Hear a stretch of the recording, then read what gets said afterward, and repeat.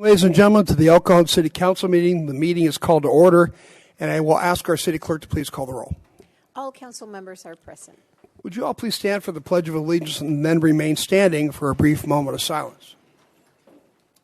Pledge allegiance to the flag of the United States of America and to the republic for which it stands, one nation, under God, indivisible, with liberty and justice for all.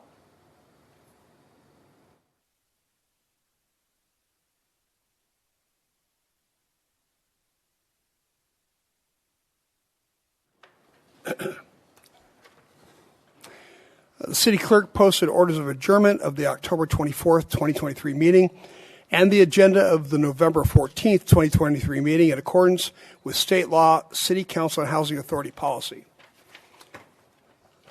We have two presentations and one proclamation on today's agenda. First is a presentation for the 2023 Recycling All-Stars Award.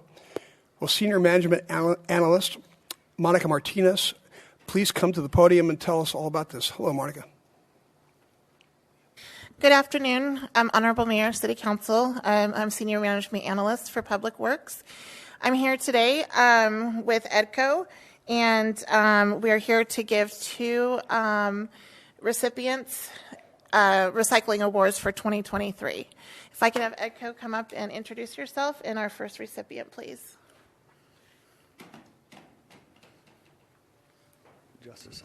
Hello, gentlemen. Welcome. Good afternoon, Mayor and Council, and I'm Carl Sherman. I'm General Manager of EDCO Waste and Recycling, and it's a pleasure to be here today. And I'll introduce Patrick here. Good afternoon, Mayor and City Council. I'm Patrick Osio with EDCO Disposal Service. I am the Environmental Coordinator for the city. Fantastic. So our first 2023 recycling award goes to Melody Mobile Estates. If you want to tell us a little bit about that, the diversion. No? Okay. Well, it's a really large property, and I know that Patrick had worked with them on changing from having dumpsters to... Okay. I threw me off. Sorry. That's okay. Good afternoon. Melody Mobile Estates is a mobile home park here, a state park here in the city of El Cajon with 52 units. And previously, all their services were basically all just dumpsters in the middle of the lot. And so we worked hand in hand with them to see what we could do to increase their diversion, lower their rates, and lower their trash bill. So ultimately what happened is we noticed that previously they were paying about $3,100 a month for trash service with about 20% diversion. Basically everything was going into the trash dumpster and a lot of illegal dumping going on because the dumpster's at the front of the property. They obviously wanted to change all that, save some money, and increase their diversion in the city. So we devised a way to actually take away all the dumpsters. We were able to get our trucks inside the facility and give everyone their own trash can, recycle can, and organics, so they can not only comply but really participate with all the education we gave them. And literally within just a matter of a couple of months, they increased their percentage up to 60%. They lowered their bill by $2,000 a month. And as you can see, now they were going from 90 cubic yards a week approximately. They're down to 69.6 cubic yards a week. And it's a success story tremendously. They're so happy, obviously saving the money, but they're very proud of their efforts and their recycle efforts. So unfortunately, they're not able to attend today, but we do have a certificate for them, which I will present to them later on. Wonderful. That's a great success story. Thank you. Yes, it is. Thank you. Thank you, Patrick.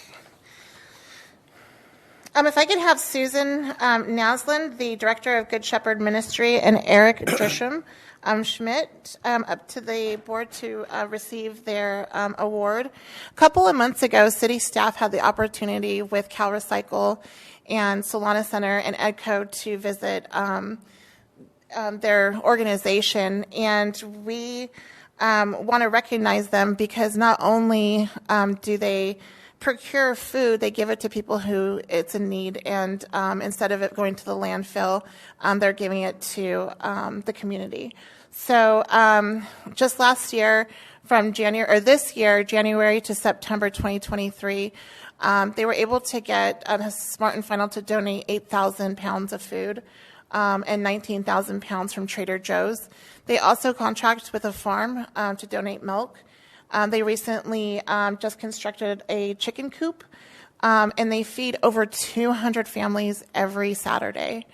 The thing that really stuck out to me when I went there was they like to set up the food pantry as in like a shopping style market, and they even provide shoppers to shop with the people from the community. Another great thing that really stood out to me about the Bethlehem Food Pantry was the opportunity for drive-through. This is made available for people that have mobile needs or also have children in the car where maybe they can't get out and go shopping.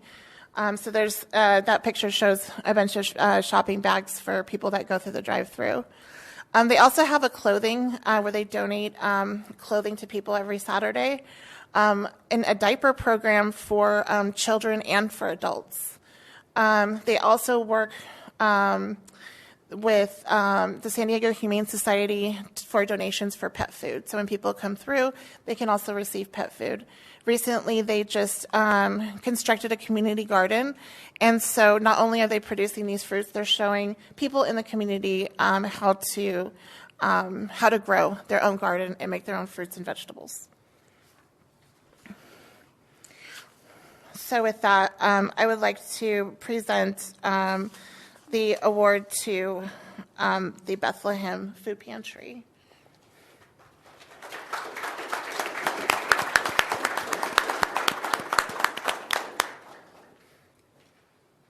Thank you.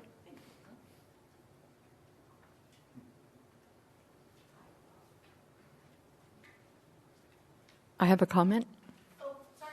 That's okay. No, I just want to tell Susan that you guys are doing a wonderful program over there. Bethlehem Food Pantry started out just giving out leftover bagels and donuts and cakes way back in the 80s.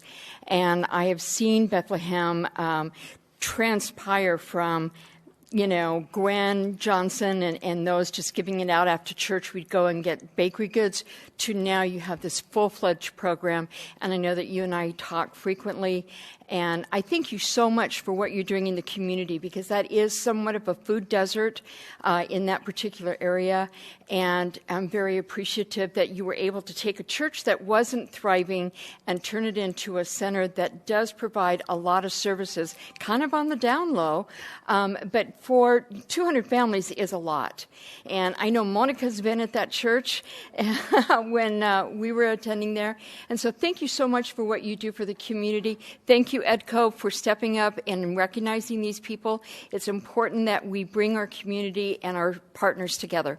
So thank you again. I do have a comment also.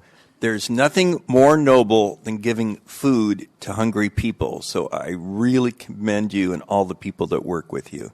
So thank you so much. And EDCO's a very good corporate citizen. They prove it again and again. Well, thank you all so much. Appreciate it.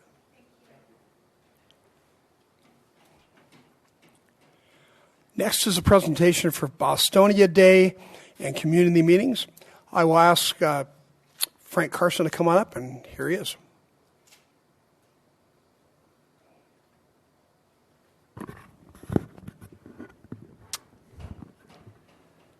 All right, good afternoon, Council. We were asked at the last meeting to do a brief presentation about capping off HauntFest. So here's some highlights about HauntFest. We have an estimated over 33,000 attending. We had over 400 people on the rock wall, and that was humming over there next to the Haunted Maze. We had live entertainment on 2 stages, and it was constant entertainment. It wasn't a scheduled time. Once one band got off, another band came on, and I really liked the format, how our downtown Oakland business partners did that at the Prescott Promenade. We had over 12,000 free games played, over 4,000 arts and crafts projects completed. 164 people competed in the costume contest. Many of you were judges. We had 4 stilt walkers. I just thought that was a funny statistic. I threw that in there. And we had over 30,000 pieces of candy distributed. The photo there is of our Main Street and was captured by one of the cameras. I just thought it would be a good photo to show you. It was definitely a busy day. I didn't actually expect the attendance numbers to be as high at the start as they were the first 2 hours because it was a hot day. It was 95 degrees. But people were excited to come out for Halloween, I guess. I can't explain it, but it was very much one of our best events, and I was very complimentary of our staff from all departments, public works, police, fire, everybody that held a large contingent with that. A lot of staff played a large role in this success, so including council being present at the event and acting as judges also. So thank you for that. I'm going to highlight a few more. This one was an invite-only volunteer opportunity at Bostonia on Saturday, November 4th. This was a reboot. We had a Kaboom playground put in here 10 years ago, and almost 10 years to the day, we refreshed the area. So we did a lot of painting projects, and earlier in the week, our Public Works Department crews, they demoed our elevated garden so we could actually work with the volunteers and install a new elevated garden area.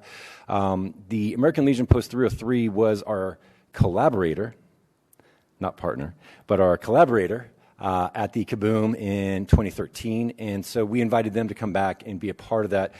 They had about 10 people from the American Legion come and help scrape down some of the painted areas, help put together the elevated gardens. They like to make fun of me and a couple other people a lot, so that was entertainment for them. And then with the wood we got from Home Depot, some were like 8 foot long, some were like 8 feet and an inch, and I was like, I didn't cut this wood, it came like this. But they were pointing out all the small inaccuracies, which was somewhat fun. This is the completed project on the right-hand side. So we have 3 8-foot by 3-foot elevated gardens at Bostonia Park. And Larry, our transition supervisor over there, he took great pride in seeing all this put together that day. He's very excited about maintaining that area. And that was a lot of the point, was to have a couple of the staff that worked there, plus the volunteers, put it all together to have that ownership of that site every day. Here's the completed area of the 3 elevated gardens over there. On the far left is an artichoke plant, so it needs a lot of space if you're wondering what that is. But all in all, we're really happy with how that area turned out. We did some youth painting projects, the youth that came to the park or that we asked to come to the park, and we hung up their artwork along the chain link fence right there in the front. Whenever you do those basic public art pieces like that, and they may last just 2 or 3 years, but it gets those people to want to come back to the park to see their public art, but also have ownership of that site. So that's why we also incorporate that. As you all know, on Saturday, November 11th, we had Veterans Day. Here featured is Louis Bizant. He is the El Cajon Veteran of the Year. He is also working for the East County Transitional Living Center. He was recognized as Veteran of the Year because of his work with them, having been homeless at one time, but now also serving as a pastor within the ECTLC group. So it was a really fun day working with, again, the veterans. This last Saturday, we had about 200 people, and that's about average at the Veterans Day event, but it was very well received by all, and it was nice to actually have the Veteran of the Year receive the recognition by everybody.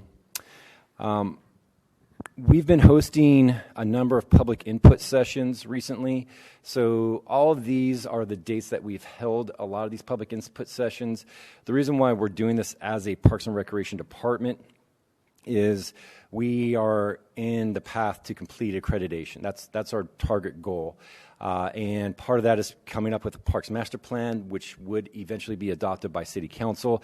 When you do that, you have to get public input in a variety of ways. So some of these were actually on weekends, Saturdays, some were on nights, some were weekdays, just targeting all ages, all audiences.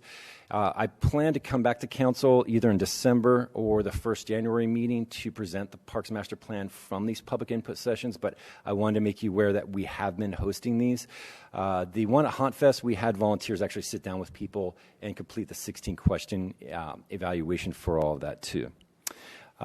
So far, we have 173 responses, which is small, but these were qualitative one-on-one interviews where people would sit down with staff or complete it, and we would go back and forth with them.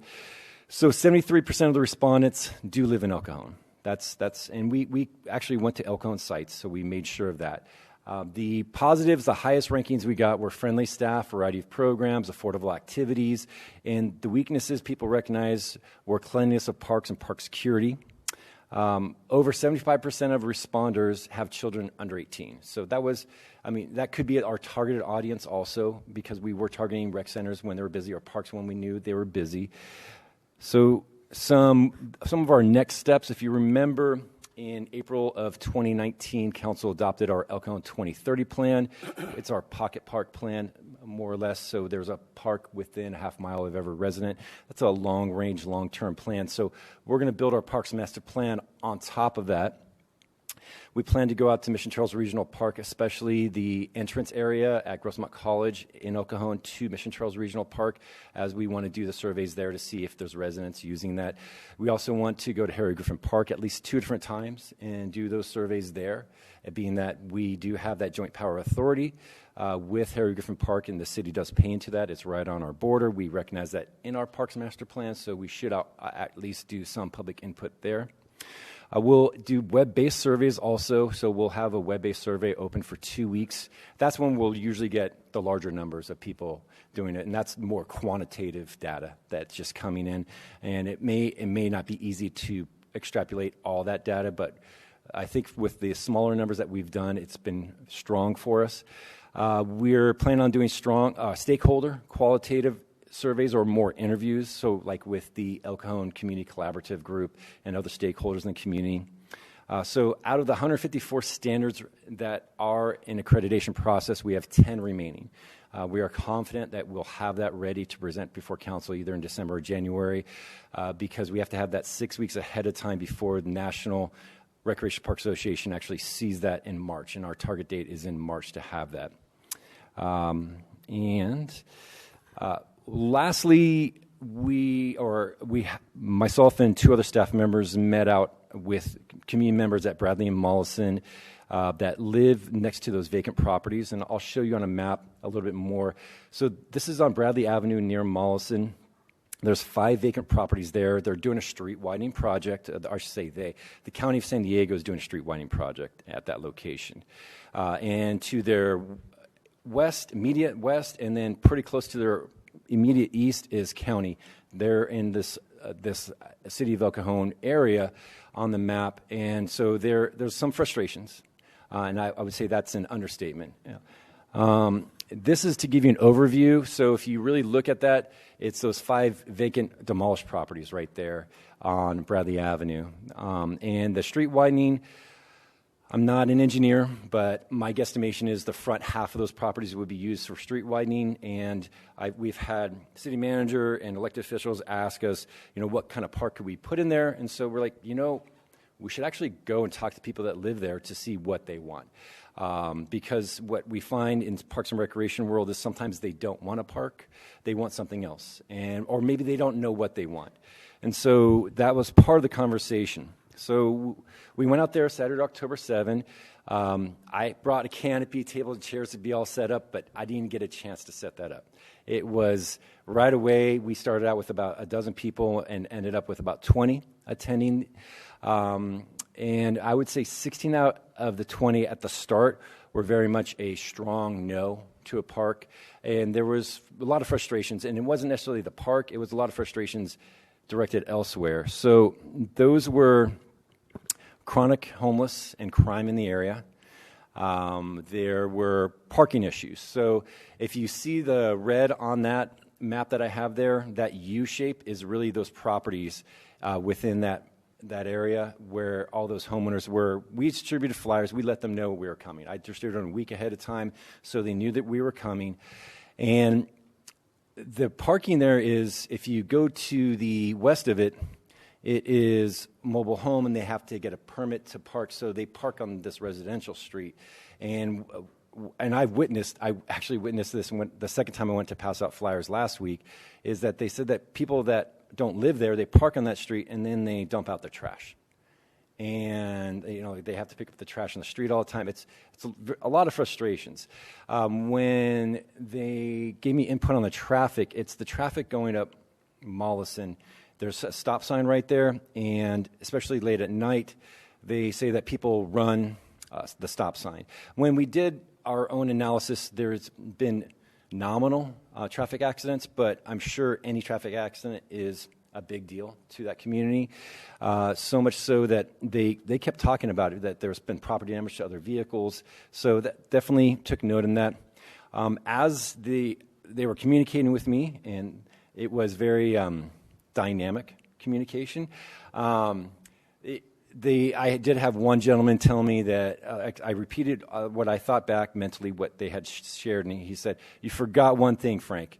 We have no confidence in the city. We have no confidence in the county to get anything done." And I said, "Okay, well, hold me accountable. I'm here today. Hold me accountable. Hold us all accountable, all of us staff that are here today. So hopefully we can build a little bit more confidence in them." I don't know if that's possible. One other thing is that they talked a lot about the appearance, and I talked about the parking, but it's the actual demolished properties. And that's why I wanted to highlight what they look like. They have some old signs in them. There's trash inside that area. And one resident said, like, "I'm embarrassed to tell people the street I live on because people are going to drive by." And so I took a lot of that to heart. What I recommended to Graham and Vince, I typed up an after-action report, shared it with them, is that I recommended that we have a follow-up public input. And I told them that if we did go in the direction of having a park here, and I know that might be a big if, but if we did go in that direction, I would actually have to get at least 4 public input sessions. Some on weekends, some weeknight, some weekday, just depending on it. But that's a state standard that I would have to go by, especially if we want to compete for grants too. I did ask them if I were to come back, I want to come back again, what would you want? And they want to talk with a traffic engineer or city engineer. So Mara Sanchez, our Deputy Director of Public Works, is going out with me this coming Saturday. I'll be your bodyguard, Mario. All right. But they more wanted clarifications on traffic, and there's things that I can't explain. Like, they want to understand why they can't have speed bumps. They want to understand why they can't have, like, a gate to their street that they would open and close. And I'm like, okay, this isn't an HOA, but okay. So these are more conversations where someone with greater expertise on traffic than me will be present. I want to gather more input if they do want to park there, because what was refreshing was the second hour, after people expressed their frustration, and again, I say that lightly, the second hour, I started having 3, 4, 5, 6 residents asking, well, if we did put a park in here, what could it look like? What could it be? And I was giving them options, but I was also cautious. I said, look, I am just someone that would be in an office. You, at the end of the day, it's really what the input you would give, what you would want here, that would have the greatest impact, because you would be the ownership of it. You would have to care. You would be the ones that would call for police services or anything else that were bad that was happening, that we would want you to care about it. That's why we would need your input.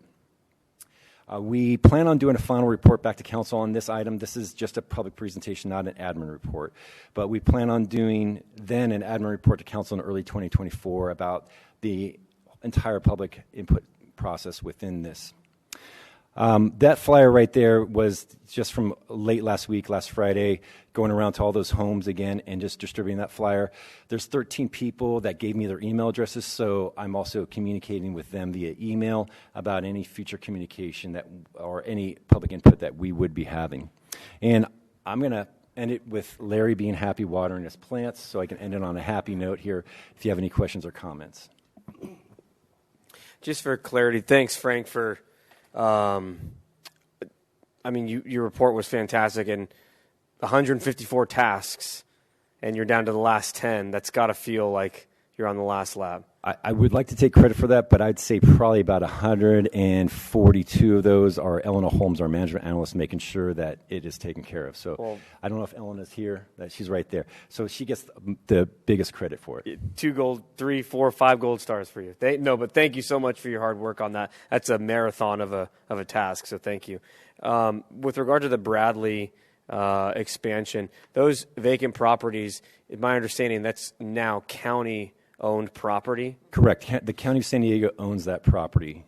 And so any action that we'd want to take, we'd have to work with the county for that, right? Right. It would basically. Mr. Ortiz, go ahead, sir. I think we need this is becoming more of an agenda item that's not on the agenda. Okay. I would recommend if the council wants more of an update on this project, we can bring this back at a later date. But Great. This is moving into an agenda item. But then the residents, the houses around it, that's City of El Cajon residents. Is that correct? Correct. Okay. All right. That's all I really wanted to know. Thank you.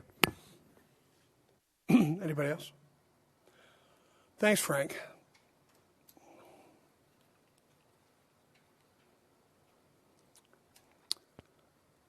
Lastly, we have a proclamation for International Accounting Day. I'd like to invite Director of Finance Cajon to the podium to accept the proclamation.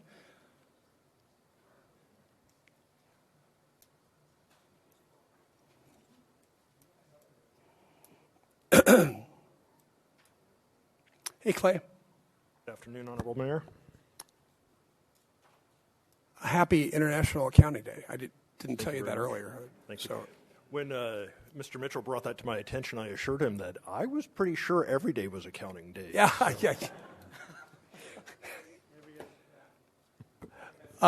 So we've got a proclamation for you. Do you have it with you? I do. Okay, great. I'm going to read the last part of that, okay? Whereas the City of El Cajon recognizes the importance of acknowledging and celebrating the professionals who dedicate their expertise to maintaining the highest standards of financial stewardship and transparency. Now, therefore, I, Bill Wells, the mayor of the City of El Cajon, together with the City Council, do hereby proclaim November 10th, 2023 as, wait for it, International Accounting Day in the City of El Cajon, and call upon businesses, educational institutions, government agencies, and individuals to observe this day by honoring the contributions of accountants and finance professionals who tirelessly work to uphold the principles of accuracy, integrity, and ethical conduct in financial management.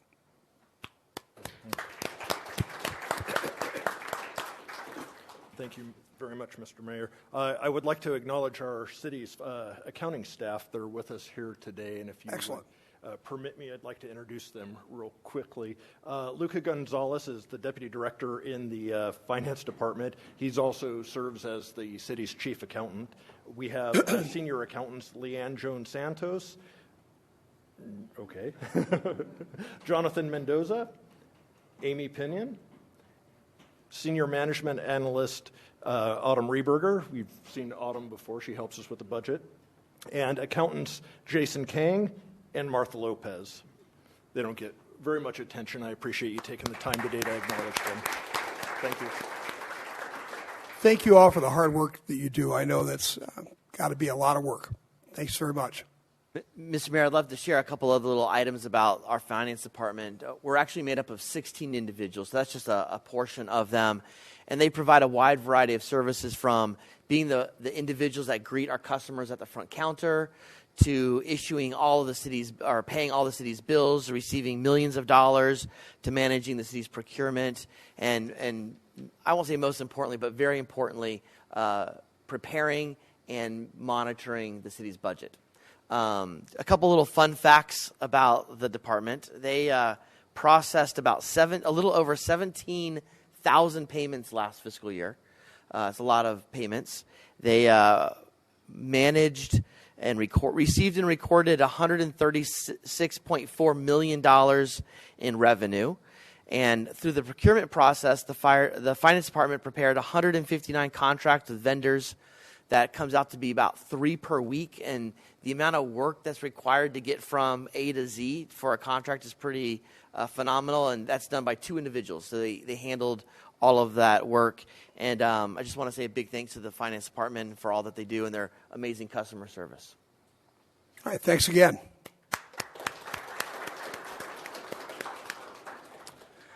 Okay, now we're at consent items. Consent items are routine matters enacted by one motion according to the recommendation listed below. With the concurrence of the City Council, a council member or person in attendance may request discussion of a consent item at this time. Council members, do you wish to pull any of the consent items? Staff? No, sir. I'll make a motion then to approve the consent items. Please vote. And for the record, sir, we had no speaker cards for consent items, Thank you. and the motion carries by unanimous vote.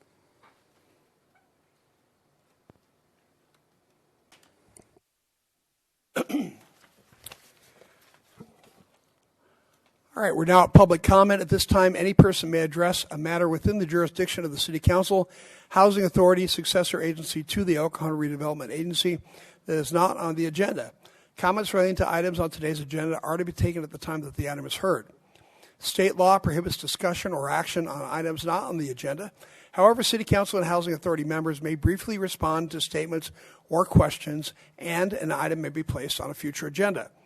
Angela, do we have any speaker cards for public comment? We do, sir. We have one, and it's Susan Roberts Egley.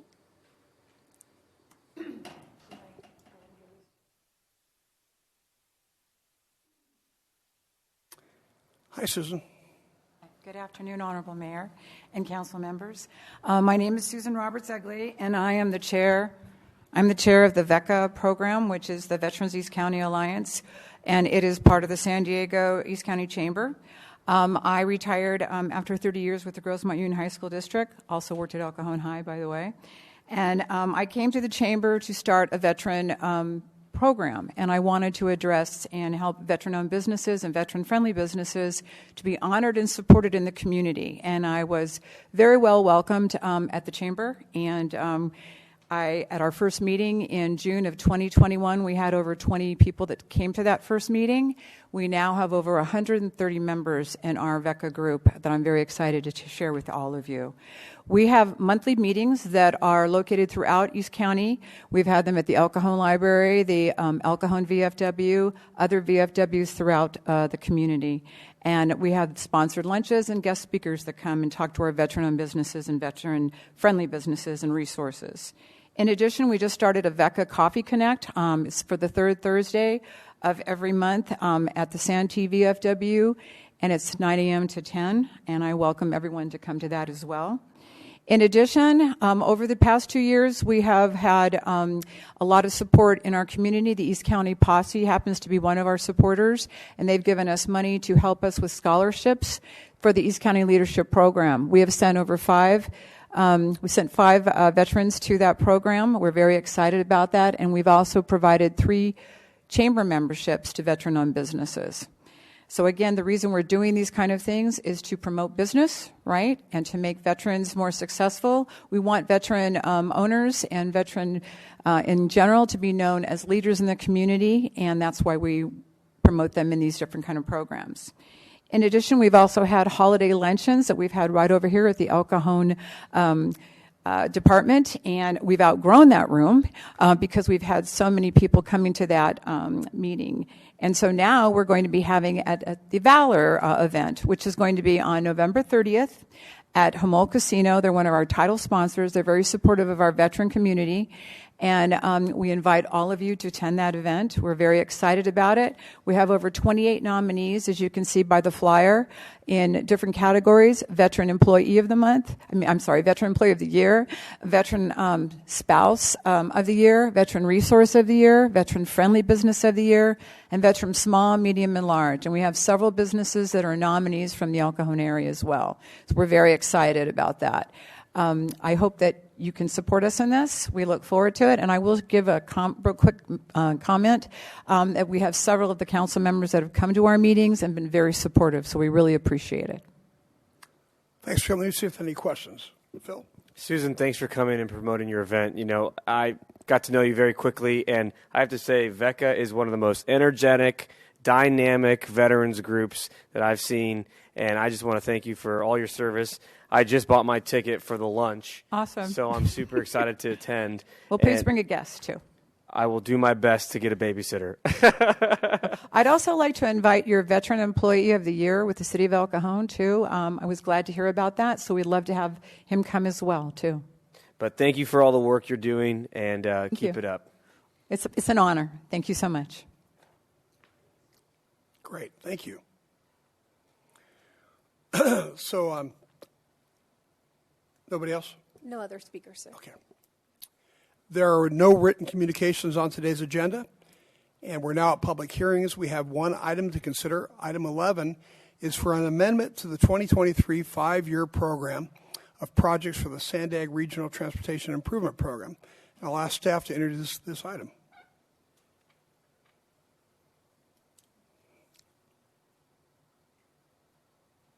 Good afternoon, Mayor and council members. Mario Sanchez, City Engineer. Yeah, this item is an amendment to our five-year Transnet program.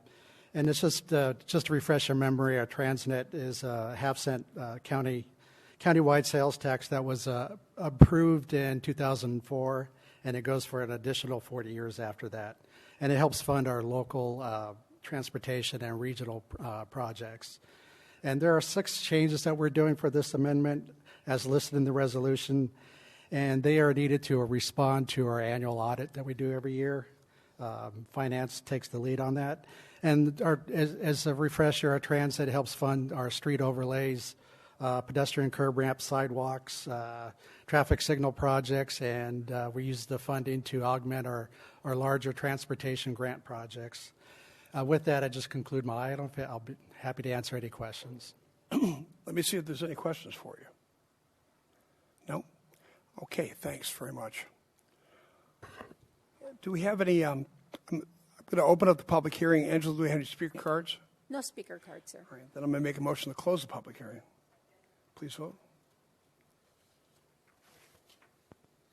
Motion carries by unanimous vote. Okay. Any further discussion? Would somebody like to make a motion? I'll move to adopt the resolution outlined in the staff report. Please vote. Motion carries by unanimous vote. We have 2 administrative reports on today's agenda. Item 12 is a report on a sheltering service for pets of homeless individuals, and I'll ask our city manager, Graham Mitchell, to tell us about this. Good afternoon, Mr. Mayor and members of the council. If I can get my presentation up, that'd be great. Back in September, council members Mitchell and Kendrick proposed that staff look into options that we could provide to those that are homeless with pets and how we could shelter them so they can go get services or potential housing.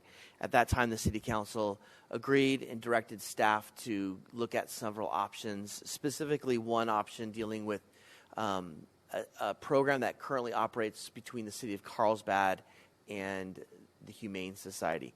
As you recall, during the discussion, there was a lot of other different options the city could have explored, but the impression I got was that council wanted staff to spend as little time as possible on it. That sounds bad, but to not expend a lot of time on this and to look at an existing model that has been in use for a while. So staff pulled the agreement between Carlsbad and the Humane Society. Just a couple things to point out. There is a limit on the number of days that a pet that belongs to a homeless individual can stay at the Humane Society. It's 14 days. There's a referral process, so dogs just don't get dropped off. There is a program or a way that a pet and an individual are referred to the Humane Society. The Humane Society will take all legal types of pets, from dogs to hamsters and snakes. And there's also a very prescribed method by which the Humane Society and the city is released from liability, hold harmless, waivers, agreements not to sue in the event something bad happens to the animal. There are pretty robust visitation abilities, Tuesday through Sunday from 10 a.m. to 4 p.m. at the site. There is a prescription of how the animal is exited from the program in the event that the 14 days has come and gone. After a good faith effort, that dog is then abandoned back into the shelter and then can be adopted out. And then also there are a requirement for a quarterly report. The thing that was most interesting to staff was the cost. So the agreement with Carlsbad has a maximum cost of about $30,000 per year. This equates to $20 per day for boarding. After you consider the other intake fees and vaccination costs and shipping and licensing, it ends up resulting in a 14-day stay is about $356. So, and there's also a cap of medical services that are provided to $2,500 per animal as part of the program. I'd like to point out that to this point, this agreement has been in place for about 2 years in Carlsbad, and their city managers indicated to me that not one individual has taken advantage of the program. So even though they have this on the books, no one's taken advantage. So the $29,000 allocated for this program has not cost Carlsbad a dime because no one's participated in the program quite yet. So in looking at some options the council may want to consider, one is we can explore alternative sheltering options similar to the ones that you explored at the last meeting. You could direct staff to negotiate an agreement with the Humane Society. I'd recommend we, at least for a first blush, do something very similar to what Carlsbad has done. And then the third option would be to receive the report and direct staff to take no further action. So with that, staff's here to answer any questions that you may have about the program or to receive any feedback that you may wish to give. Michelle? The only thing that, thank you, Graham, for the report.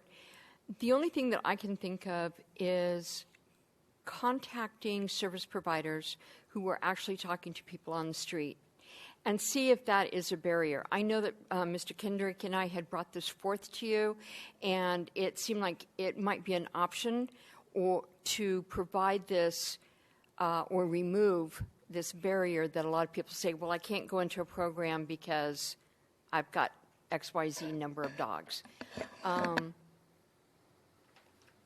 But I would be interested to see what service providers have come across. Are they coming across a lot of people who say, I can't, I've got my dogs? Or is that just not an option? And is it going to be the same or similar to Carlsbad? So, Ms. Mitchell, I can speak firsthand after talking to service providers and also going out with service providers and talking to homeless individuals. This is a barrier. Having a pet and receiving service is a barrier. However, having said that, my perception is that it's used as an excuse, and once that barrier is removed, there will be another excuse and yet another barrier. So that doesn't mean that staff doesn't think this is not a good idea, but I think that's what Carlsbad has experienced. Once that barrier has been removed, there's still yet another excuse to not get services or not to get assistance. So it sounds like, we could do something similar and no one's going to take us up on our offer, and we'll be just like Carlsbad. If they do take us up and it's only one or two people, that's one or two people that have accepted the service. So I'm not really sure at this point. Anybody else? Graham, a question. How expensive is it going to be for us to implement this program and get a contract with the Humane Society? If we were to rely on a similar contract that Carlsbad utilizes, the staff cost would be nominal. But there is a cost. It's not just because we don't pay for it. It doesn't take staff time. I mean, Vince sort of manages our animal control contract, so it'd just be added one more thing that he's reviewing and making sure we're receiving the quarterly reports, if there are any, that we're making sure we market it. So there is a nominal cost, but it wouldn't be a hard cost. It'd just be an indirect staff cost. If you had to put a rough estimate of the dollar amount. Probably a couple thousand a year just to manage. Okay. More questions? Yeah. Phil. Hey, I don't know if you have this answer, Graham, but do we know what the Humane Society's capacity to intake more animals is, and do we have space at the animal shelter in El Cajon?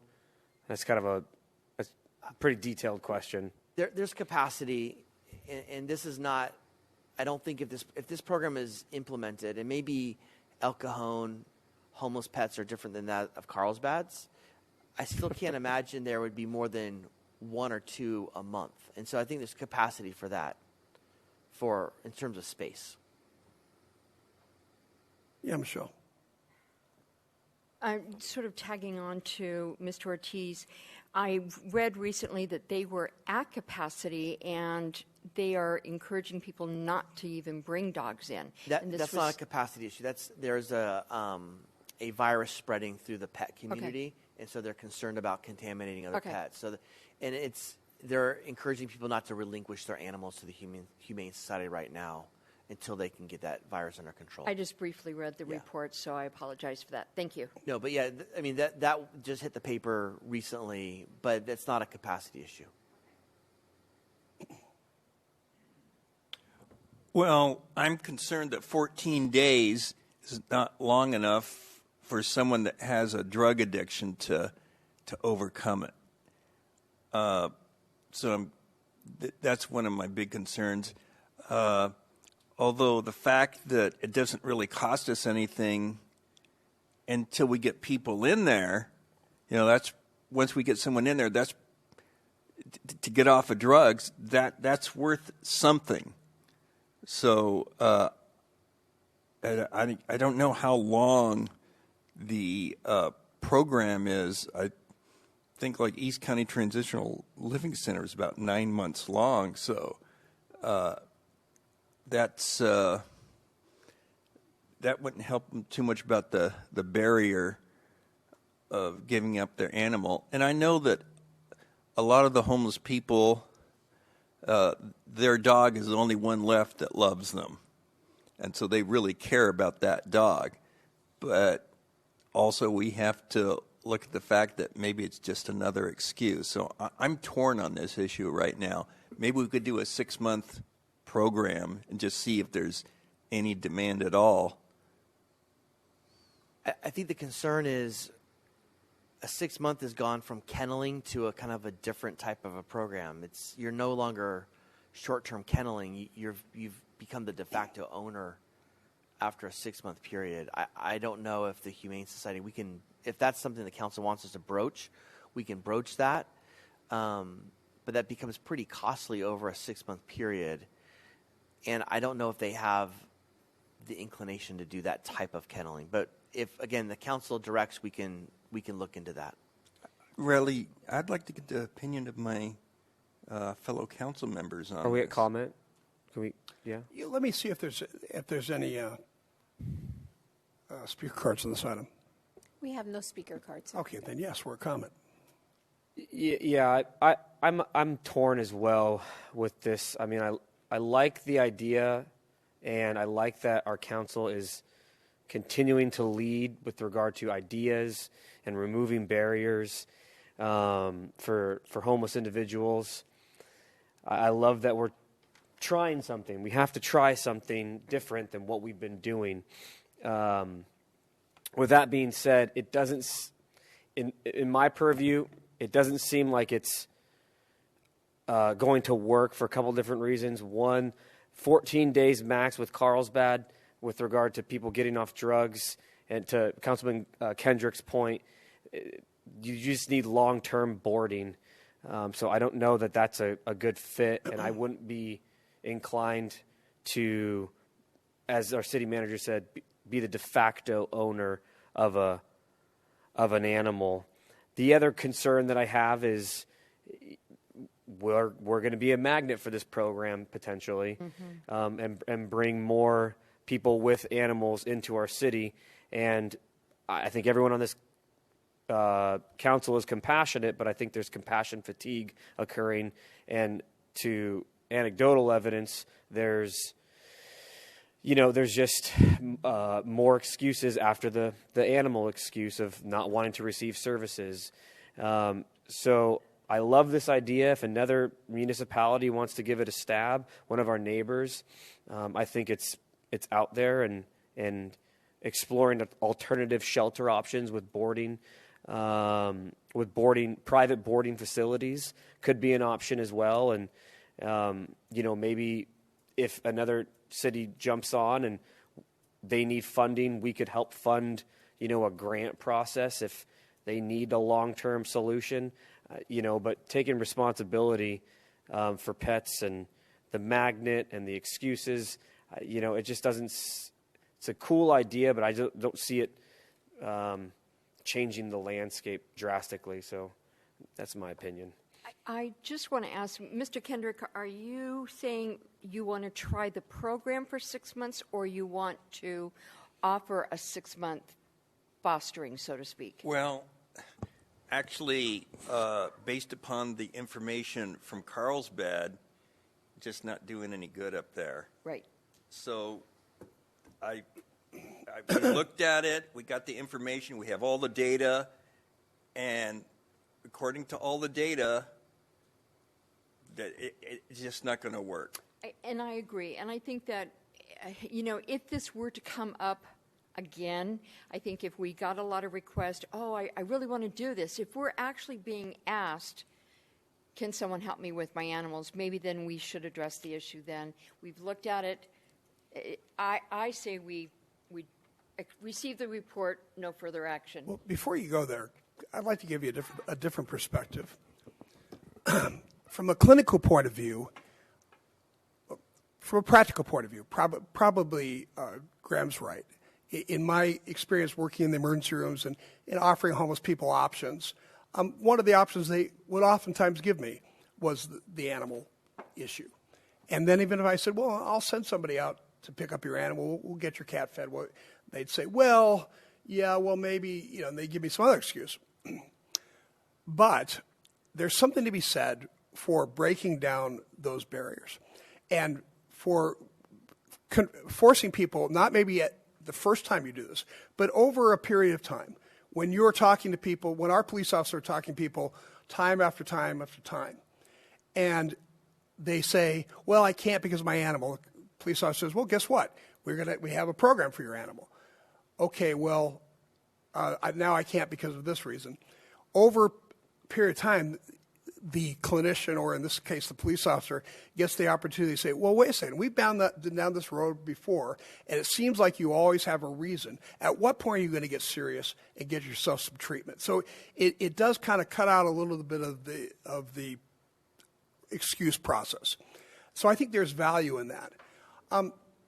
I also think there's value in showing the people on the street and the people in the communities around us that we're not hard-hearted about these things. Because we sometimes kind of take a tougher approach on homelessness than some of the other cities do. We don't allow camping on our streets. It's very easy to say that we're completely hard-hearted about this. I think by offering a program like this, especially if it's not going to be used very much, it's not going to bankrupt us. I see there's some PR benefit to it without a lot of significant cost. And then so I would be encouraged of doing it. I think 14 days, you're right, is not practical in any sense at all. But I do think once you've been sober for 30 days, then you reevaluate the situation with a much more serious mind. And at that point, you're a lot more able to say, you know what, I've got to stay in this program for another 6 months or I'm going to die. It's better to let my dog be adopted out at this point. So I think if we had made it 30 days, it'd be a more reasonable situation. So I don't feel strongly about this. If you all feel like it should be shelved and not looked at, that's fine. But I just suggest, in my opinion, we should do it. We should do a pilot program for 6 months to a year. We should try a 30-day potential of the dog or cat staying in the shelter for that long. And then we come back and reevaluate at the end of the time, and we see if there's any benefit to this, what the community's saying, are people using it, what ECTLC is saying, and come back to it. Well, Mr. Mayor, your opinion carries great weight with me because you have extensive experience dealing with the homeless and the mentally ill. So you think that after 30 days, they're clear-headed enough to make some sort of rational decision. Do I want to die in the gutter, or do I want to give up my pet? I think you're going to be a lot more clear-headed than you are on the day that you just were using and somebody's talking to you about getting off the streets. Because, as Graham pointed out, it's not about the dog. It's about not wanting to give up your drugs and alcohol, but using the dog as an excuse. Once you've been clean for 26, 27 days and your 30 days is coming up when you have to make a decision, now you've had some success in the program, you have friends in the program, it's working, you feel the best you've felt in 7 or 8 years, and you say, you know what, I hate to give up my dog, but at this point I'm not good to anybody if I'm dead. And then they probably have people they realize actually care about them, friends in the program and all that kind of enters into it then. And I'm assuming at some point you'd be able to go back to the Humane Society and say, we need to get this dog, we want to have somebody come and take the dog. Can you give us another few days? Give us another week? So let's look at the cost benefit on this. So the cost initiating a program is probably a couple $1,000s initially. So and then if nobody enters the program, I'll ask the city manager, then it doesn't cost us anything. Is that correct? That's correct, just the cost of implementation. So, and if someone does enter the program for 30 days, they take care of the dog, how much would they charge us? Well, probably, or we don't really know yet? Well, if you were to apply that same rate that they're currently $20 a day, it ends up being about $650, including those intake fees. So if we do have success and the guy gets into the program and realizes by day 30 that he wants to live in exchange for giving up the dog, may or may not get the dog back, for a few $100s, we may have saved the guy's life. So that expense, to me, would be worthwhile. And as the mayor said, it takes away one more excuse when he's talking with the police or someone from social services. So our fixed cost is $2,000 for a year or whatever, or 6 months. And then our variable cost is a few hundred for 30 days. But boy, if he stays in for 30 days, I think there's a really good chance that he's going to keep with the program. To me, that's worthwhile. And so it's we're only spending a couple $1,000s. If we don't get any takers, it's worth that money to me to see if it really happens. We've heard over and over the public is asking us do something. We elected you to do something about homelessness. It's the number one problem facing not just El Cajon but greater society. So I agree with you, Mr. Mayor. We will do something. I would say a 1-year pilot. I agree with you. 30 days. I agree with you. After 30 days, we could look at other options on a case-by-case basis. As far as a max amount, I would suggest $30,000 for a maximum program amount for this pilot program. I do think we have space at the shelter. Last time I heard, if we want to put somebody in, they reshuffle their El Cajon capacity to other things because it's our shelter, not Bonita's shelter or somebody else's shelter. And they shuffle here and they shuffle around. So I think we'd have space for 1 or 2. So this is another solution the public has asked us to try, and I think we should try it. So I'll make a motion for a 1-year pilot program, 30-day maximum stay, $30,000 maximum program costs, and we'll address other problems as they come up. I'll second that. Please vote.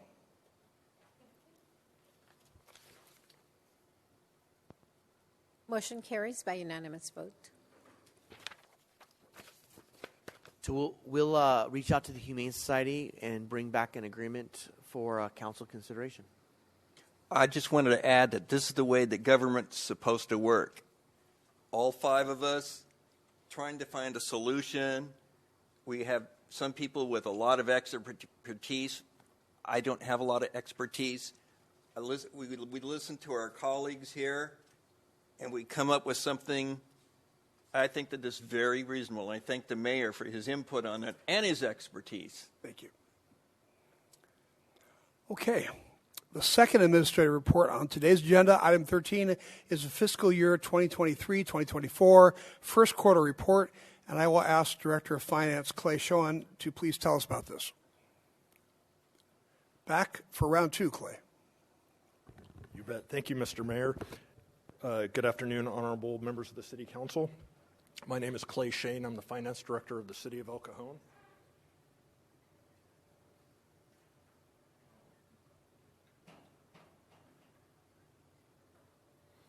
And I'm very happy to be with you today to present the fiscal year 23-24 first quarter report. For today's presentation, we're briefly going to share preliminary results for last year, fiscal year 23, discuss a small number of FY24 budget amendments, seeking the authorization and approval of a couple of housekeeping items related to personnel and capital outlay, and then briefly discuss the upcoming reporting items. For fiscal year 23, as I said, these are preliminary numbers. We're still working through the year-end process, so we still may see a little bit of movement before these are considered final. Usually these numbers are considered final when our auditors issue their opinion along with the ACFR. In fiscal year 23, we're looking at total general fund revenues of approximately $95 million against expenditures of approximately $93.3 million. This has a net impact on general fund equity or fund balance of approximately $1.7 million. This is a significantly better impact on reserves than was originally planned through the adopted budget as well as the amendments during the course of the year. We expected to consume approximately $8.8 million of reserves. So rather than shrinking and using reserves, we have grown reserves. As I said, we have a small number of amendments for the 24 budget. Four, in fact, the first of which is an appropriation of sewer fund equity for the purposes of an update to the sewer master plan. As I said, this is wastewater funding. The next three are all funded by Transnet. I wanted to take a moment and point out that these are alternative funding sources and have no general fund impact. There is no general fund money involved with these amendments. The Oakdale Alameda Gateway project includes $750,000 of Transnet money for some sidewalk work. And then the other two are very significant, in my opinion, approximately $6 million of Transnet money to expand existing slurry seal and overlay projects within the city should represent a pretty significant impact on the condition of city streets. For our personnel actions, these are position authorizations. None of these changes require changes to the dollars already authorized. This is just an authorization for positions. The first of which is a reclassification that has already occurred and authorized by the City Council, the reclassification of a Parks and Recreation manager to a deputy director. The second one is something a little bit different for the City of El Cajon, an idea that other cities and agencies use. It's the first time I've seen it used here in El Cajon, and it's an idea of authorizing a series of classifications. These classifications represent staff engineering work, and currently this work is being done by a mixture of three separate classifications.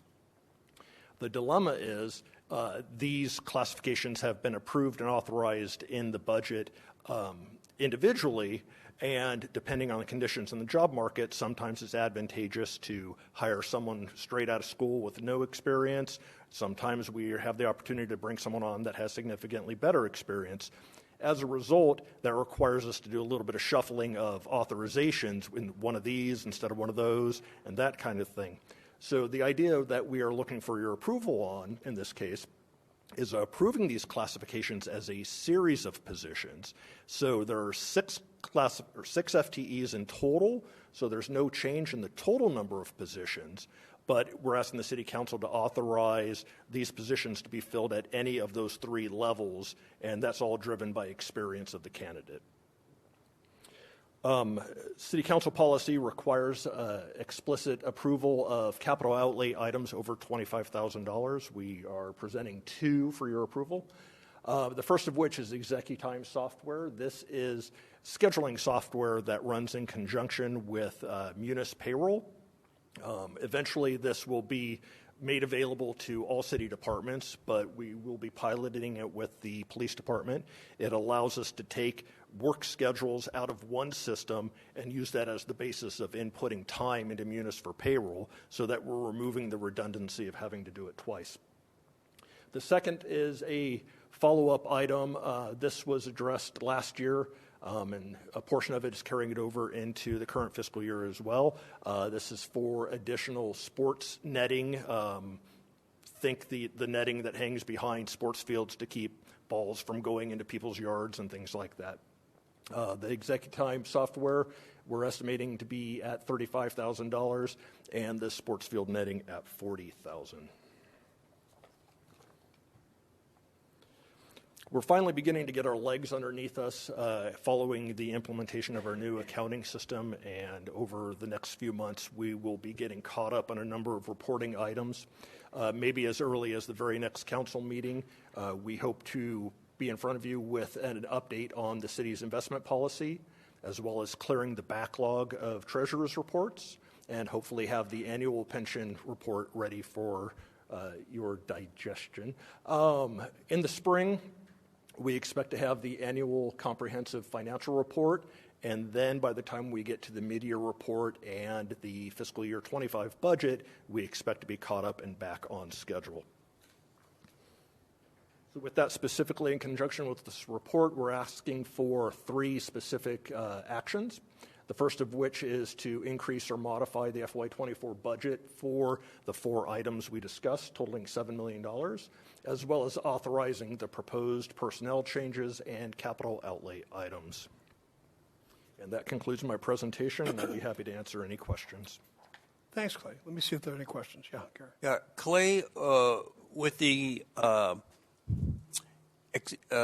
increase in our revenues that, and unexpected, and this right here, what would that make our reserves at right now, generally? Well, with our preliminary numbers, we're expecting to close with general fund reserves of approximately $62.3 million, and that's somewhere in the neighborhood of 68% of annual expenditures for the same year. Okay, and I know that the League of California Cities said we should have 20% of our budget as reserves. What do we have now?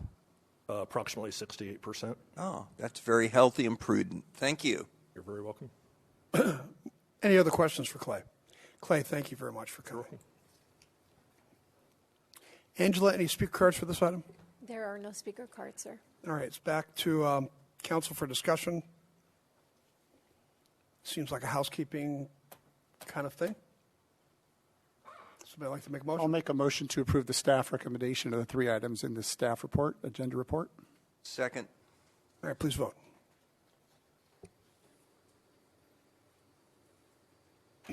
Motion carries by unanimous vote. There are no commission reports on today's agenda. Item 14 is my activities report, and it is as reported. Off to activities report of Mr. Goebel.